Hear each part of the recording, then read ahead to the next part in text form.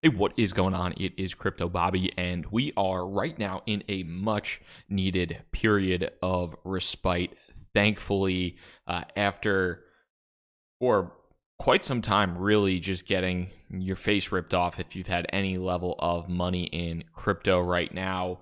There have been some really nice bounce backs across the board after the overall cryptocurrency market kind of bottomed out around the $275 billion market cap range. Seems like we found maybe a little bit of steam and support. So I want to talk about all of that moving forward. There are a couple different things that we can definitely dive into.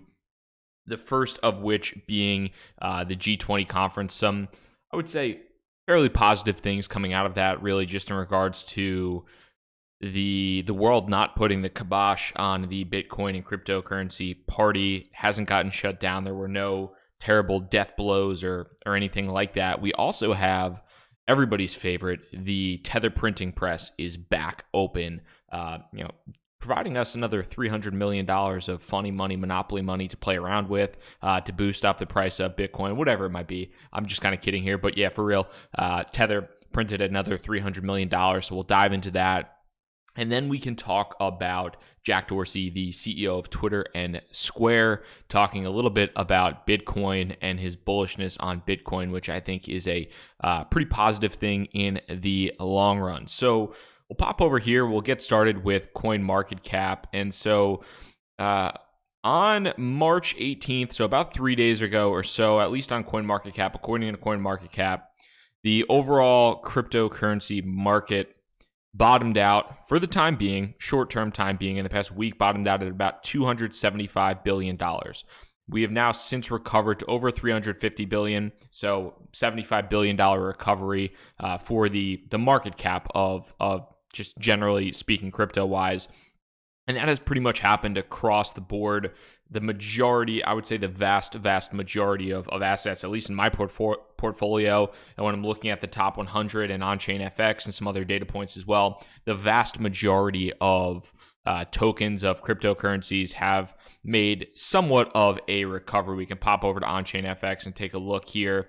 Leading the charge right now, pretty much across the board, Bitcoin is up fairly significantly, 6%, Ethereum up close to 8%, Ripple up slightly. And it doesn't make that much of a difference when you still consider across the board down from the all-time highs. The majority of cryptocurrencies are still down significantly from all-time high. Actually, when we're looking at kind of the leaders right now, Litecoin, Monero, and Bitcoin are still leading the pack, and they're still down 50+% from the all-time high. So depending upon where you got in to the market, whether that was in December, January, if that was months and years ago, then that's probably going to depend upon how you actually feel about what your portfolio is doing right now. But you got to start somewhere. And it's been nice to see a lot of these different assets taken off. Icon, I know a lot of people like Icon as a platform play. It's up 57% USDY today, which is pretty damn impressive. 0x, Factum, even our friend Tron and Cardano taking a little bit of a recovery, still off 83% from the all-time high. So I think across the board, it's been nice to see a little bit of a positive move, but still nowhere near the all-time high. So let's not totally kid ourselves. But like I said, you got to start somewhere, and I think it's a positive move for the time being, and I'm pretty happy about it right now.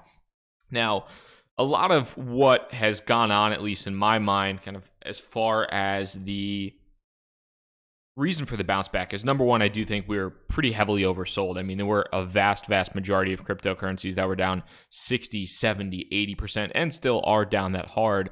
But I do believe at this point in time, or in the past week or so, we really just hit oversold levels. And while I'm sure for many people it was pretty scary, there were a couple different things that ended up happening that I think gave the market a little bit more confidence. I think the market was, number one, trading down going into the G20 event.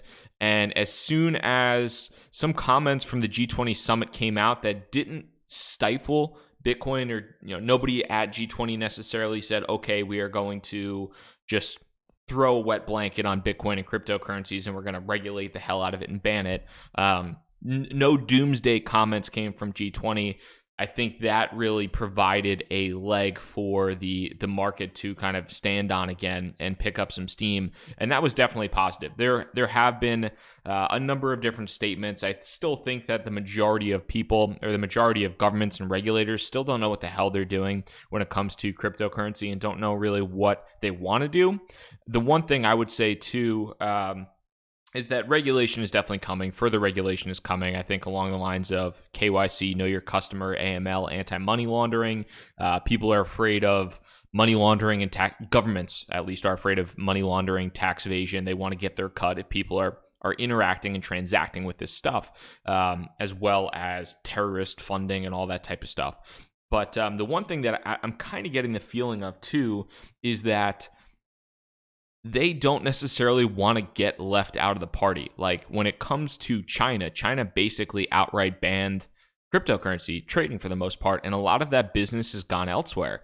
And I do think that there are governments out there, and we've seen that in a number of different places. Bermuda is, granted, Bermuda is a tiny island, but there have been Wyoming in the U.S., granted that's not a countrywide government, but there have been small pockets of government that are now trying to embrace cryptocurrencies because they feel like, hey, if we can get on the ground floor of this, even though we're already kind of established the ground floor, but if we can get on the ground floor of this and we can encourage innovation to happen here, we're going to come out ahead on talented people in our region. We're going to probably make more money on taxes, and we're going to be better off in the long run. So I do think that there are some governments that really don't know what they're doing. They know they want to regulate it at some point in time. They know they want to tax things, but at the same point in time as well, they don't want to just outright ban it because that business is going to go somewhere, and if it's not in their country, somebody else is making money from it. So I think they're at least being halfway intelligent when it comes down to that, and they're being a little bit more pragmatic in some respects. Now, getting to our good old friend Tether, this is something that, there's a billion different data points on, there's a billion different data points. Everybody has a different opinion on Tether. Is there something probably fishy going on with Tether? Probably. There's different research you could check out. BitMEX recently did some research on Tether that I thought was pretty helpful. A lot of other people have different thoughts on it too. Ari Paul, I talked to Ari, he had some different thoughts on it. You have Bitfinex, who has his thoughts, obviously. There's a lot of different people that have thoughts on Tether. But regardless of your thoughts, you can see here on the screen, if you're watching this or on the podcast, Tether granted 300 million new Tether tokens on Tuesday, March 20th. So yesterday, confirmed a grant of 300 million new Tether tokens. And anytime that, regardless of like the actual impact that it happens, that when that goes on, anytime that essentially happens, the market tends to react positively. I think it's just one of those things now where it's like, oh, tethers are printed, I'm going to buy, I'm going to go long. Is that necessarily the smartest thing in the world? Probably not, but it's been working for the most part for a lot of different traders. And it's a nice little added boost, and I think a lot of people are kidding, and I was joking around as well, as far as just bears getting smashed anytime Tether prints. But we have 300 million new Tether in the market right now, and the market reacted favorably when it came down to Tether printing those 300 million fake US dollars at this point in time. So I think it is fairly interesting too, because the last time Tether printed tokens was January 23rd, was the last time Tether printed tokens. And since then, they've actually only been revoking tokens. So they've actually revoked and froze property tokens, or froze tethers. And this is the first time. There are a lot of people saying this is a bullish event and this is a positive thing. It very well might be. I think it's probably more bullish than bearish in a lot of respects. But I do think it's something to definitely keep an eye on moving forward here. Now, popping over to the head of crypto Twitter, or the CEO of crypto Twitter, or just Twitter in general. But here's an article from CCN, and talking a little bit about Square CEO, Twitter CEO Jack Dorsey, talking about Bitcoin being the world's leading currency in 10 years. And this is what Jack Dorsey had to say. The world ultimately will have a single currency. The internet will have a single currency. I personally believe that it will be Bitcoin. Dorsey said that it would occur probably over 10 years, but it could go faster. And I think that this is a really positive sign. The market, it's funny because if this was a couple of years ago and the CEO of a multi-billion-dollar company came out and said that that Bitcoin will be the global currency essentially of the world, I bet you the market of Bitcoin would have gone up like 50%. Nowadays, though, it doesn't really make that much of an impact. But I do think that people and smart people, Jack Dorsey is obviously an intelligent person. I do think that smart people and technically savvy people are even warming up to the idea of Bitcoin on a more consistent basis.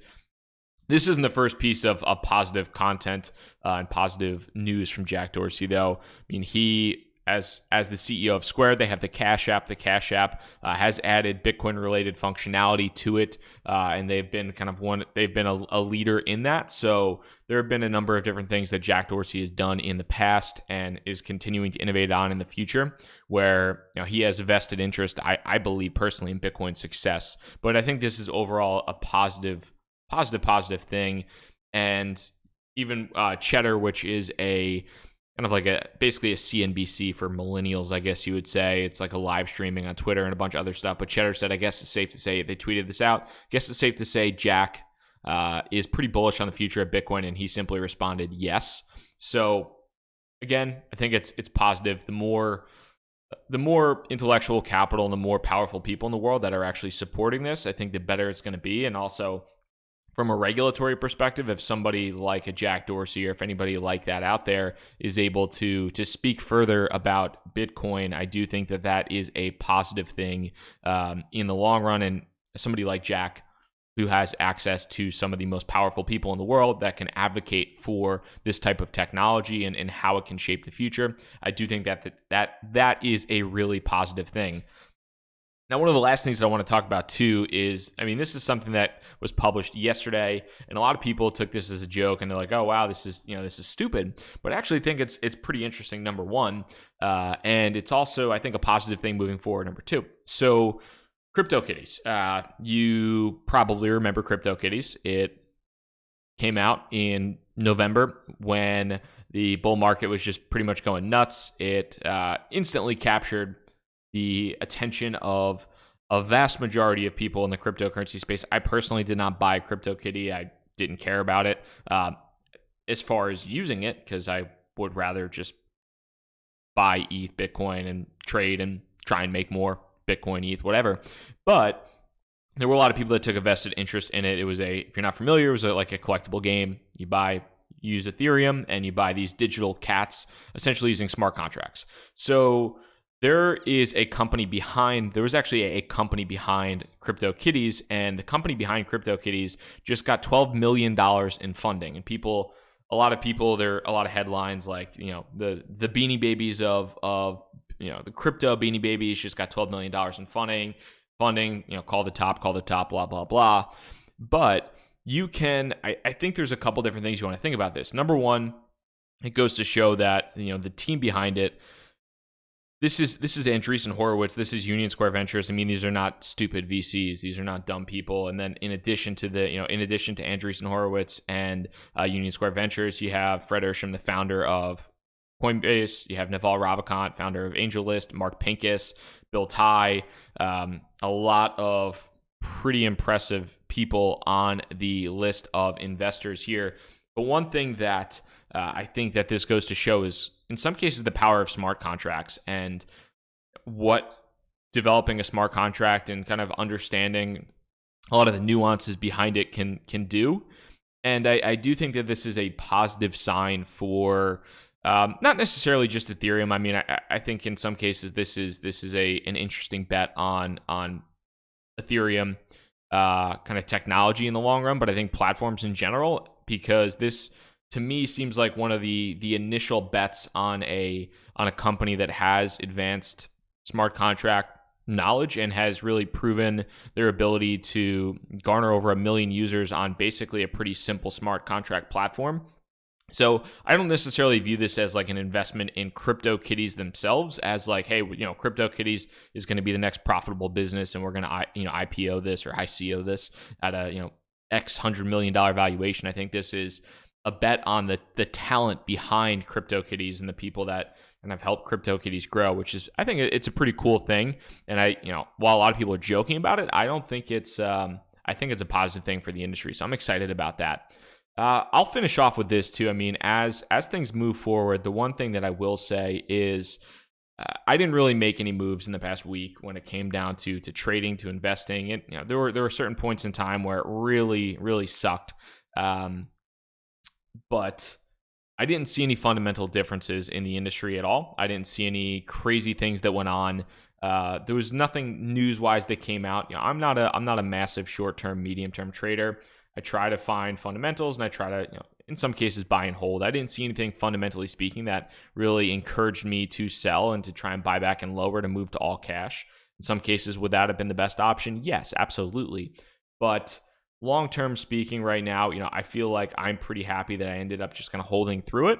And, if you are new to the world of crypto, if you are new to the world of crypto investing, I would say that in many respects, this is a good indoctrination into the, into some of the crazy volatility. And by no means are we out of this bear market. This could simply be a little bit of a bull trap or somewhat of a small respite in the bear market. But, you take everything you can get, and, always just kind of stay comfortable with anything you can end up kind of rolling with. So that's just my thought process on everything moving forward here. Definitely stay tuned for tomorrow's video as well. If you are new to the channel, hit that subscribe button, the notify bell. Outside of that, Crypto Bobby signing out. Hope you have a good one. Peace.